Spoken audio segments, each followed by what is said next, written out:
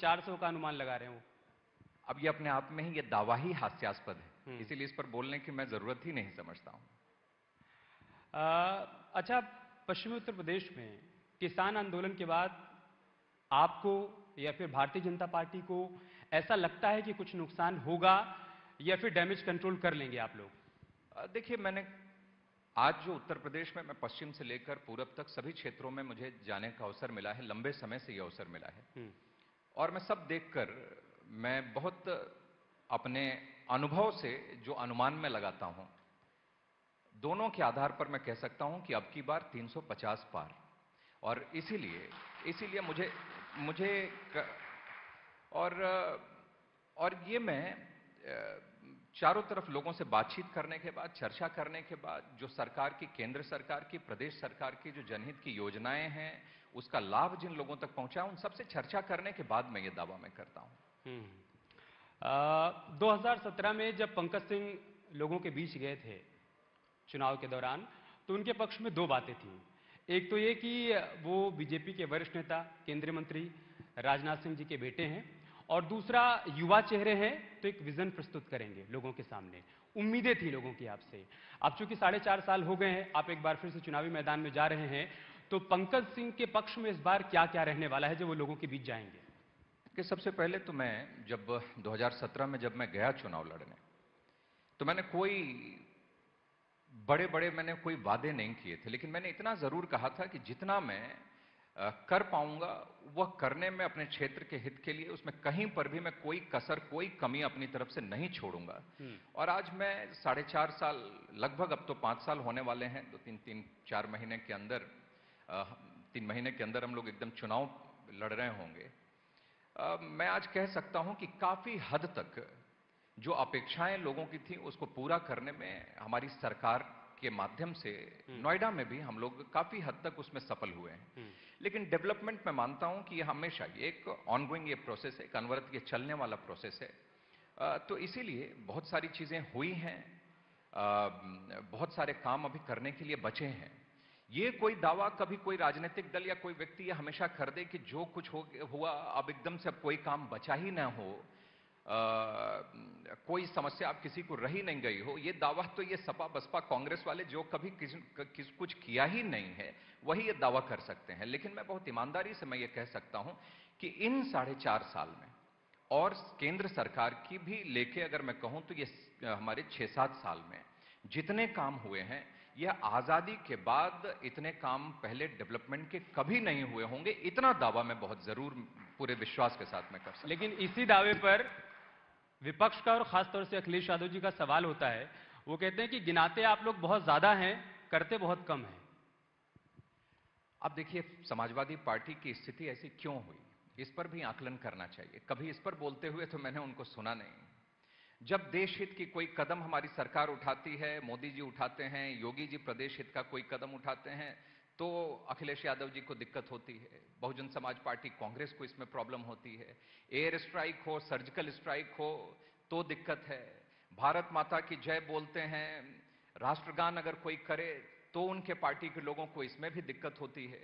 तो सबसे पहले तो इन कमियों को उनको दुरुस्त करना चाहिए, क्योंकि इस देश में रहकर तो भारत माता की जय तो बोलना चाहिए। ये पहले ही अखिलेश यादव को इसमें क्यों प्रॉब्लम होती है? इनके पार्टी के लोग अगर उसमें कोई अपने कदम खींचते हैं भारत माता की जय बोलने में, उनको क्यों क्या दिक्कत होती है?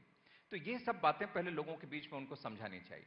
तो भारतीय जनता पार्टी में क्या चल रहा है ये देखने के बजाय उनकी पार्टी इतनी खोखली क्यों होती चली जा रही है, या अपने अस्तित्व का संकट ही उनके ऊपर लगातार क्यों बढ़ता चला जा रहा है, इन सब बातों का आकलन उनको करना चाहिए। क्योंकि लोकतंत्र में विपक्ष मजबूत होना चाहिए, लेकिन विपक्ष मैं देख रहा हूं केंद्र में भी और उत्तर प्रदेश में भी धीरे धीरे अब समाप्त और साफ होता चला जा रहा है। अच्छा, यही तो उनका आरोप है। वो कहते हैं कि जब हम नौजवानों की बात करते हैं, किसानों की बात करते हैं, तो आप पाकिस्तान तालिबान की बात करने लगते हैं। राष्ट्रवाद की हवा बह जाती है, उसके बाद किसान नौजवान सब पीछे रह जाते हैं। नहीं तो दिक्कत इसमें क्या है हम्म। भाई? डेवलपमेंट तो होना ही चाहिए, लेकिन अपने देश की जय बोलने में दिक्कत क्यों है? क्यों नहीं बोलना जाना चाहिए? बिल्कुल बोला जाना चाहिए। और जब ये राष्ट्रवाद की भावना तो सबके मन में होनी ही चाहिए, और जहां तक रही बात डेवलपमेंट की, तो समाजवादी पार्टी के रहते हुए क्या स्थिति थी, ये सबको आकलन है। कोई आने के लिए उत्तर प्रदेश में तैयार नहीं था।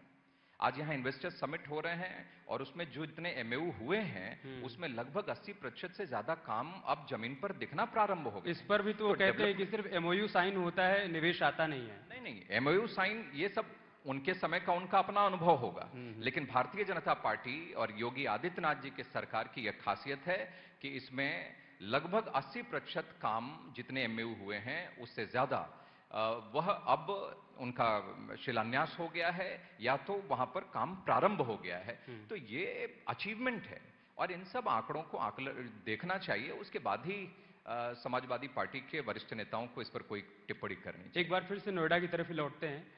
अखिलेश यादव ये कहते हैं कि नोएडा में जितना भी काम हुआ हमारी सरकार के कार्यकाल के दौरान हुआ और आपके जितने भी काम हैं वो सब के सब कागजों पर ही रह गए, फिर चाहे वो फिल्म सिटी की बात हो, चाहे वो जेवर एयरपोर्ट की बात हो। देखिए, जहां तक जेवर एयरपोर्ट की बात हो तो इसका भी अगर वो श्रेय लेते हैं तो ये ठीक नहीं है, ये सरासर गलत है, झूठ है। नहीं, वो श्रेय नहीं ले रहे हो, कह रहे हैं सब कुछ कागजों पर है और हमने तो सब किया था जमीन पर। कागजों पे नहीं है। हाँ। कागजों पे नहीं है, जल्दी ही 2-3 साल के अंदर वह यहां पर अपनी जिस चार्टर्ड से वो चलते हैं वो लैंड करने लगेगी इसीलिए वो ये कहीं पर भी ये हवा में नहीं है। फिल्म सिटी हवा में नहीं है। फिल्म सिटी ये बिल्कुल साकार होगा। लोगों के मन में जो कभी कल्पना नहीं थी, उस सपने को साकार करके योगी आदित्यनाथ जी यहां पर देने वाले हैं। तो एयरपोर्ट भी होगा, फिल्म सिटी भी यहां पर होगी। और जहां तक रही बात उनके सरकार में नोएडा और इस जिले की बात, तो उन्होंने सिर्फ यहां पर यहां के किसानों के ऊपर जिस तरीके से लाठियां चली, गोलियां चली हैं, वह यहां का किसान भूला नहीं है, यहां के लोग भूले नहीं हैं। जिन किसानों की त्याग, तपस्या, परिश्रम के बल पर हमारा ये पूरा गौतम बुद्ध नगर या नोएडा आज चमकता हुआ शहर एक दिखाई देता है। मैं समझता हूं कि उन किसानों के साथ जो व्यवहार समाजवादी पार्टी और बहुजन समाज पार्टी की सरकारों में हुआ, वह यहां के किसान और यहां के लोग भूले हुए नहीं हैं। ठीक है, एक आखिरी सवाल आपसे। अब केवल 2 महीने बचे हैं, उसके बाद 2022 आ जाएगा, फिर आप चुनावी मैदान में उतर जाएंगे। 2022 में पंकज सिंह को हम किस भूमिका में देखने वाले हैं? पंकज सिंह की भूमिका तो पार्टी के नेतृत्व और जनता का आशीर्वाद वही तय करता है। पंकज सिंह का जो भी दायित्व होगा, जिम्मेदारी होगी, वह जनता और हमारा नेतृत्व प्रदेश और केंद्र का वही तय करता है। बाकी सिर्फ कोई दायित्व और जिम्मेदारी के लिए ही हम लोग सामाजिक या राजनीतिक जीवन में नहीं है। जहां पर हैं वहां ईश्वर इतनी शक्ति प्रदान करें कि लोगों की सेवा कर पाएं, क्षेत्र के लिए अच्छा काम कर पाएं, बस। और ये अनवरत ये जो होता है ना, चरवेती चरवेती चरवेती, तो इसी सिद्धांत पर हम लोग लगातार सामाजिक जीवन में चलने के लिए हैं।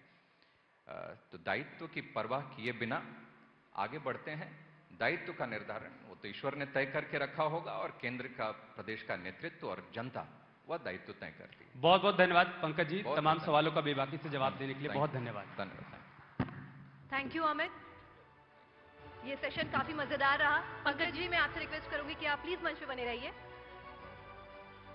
और मैं बुलाना चाहूंगी न्यूज 18 यूपी के पॉलिटिकल एडिटर मनमोहन राय जी को। Sir please come on stage. एक बार फिर जोरदार तालियां हो जाएं। और इसी के साथ बढ़ते हैं हमारे अगले सेशन की ओर। बुलडोजर से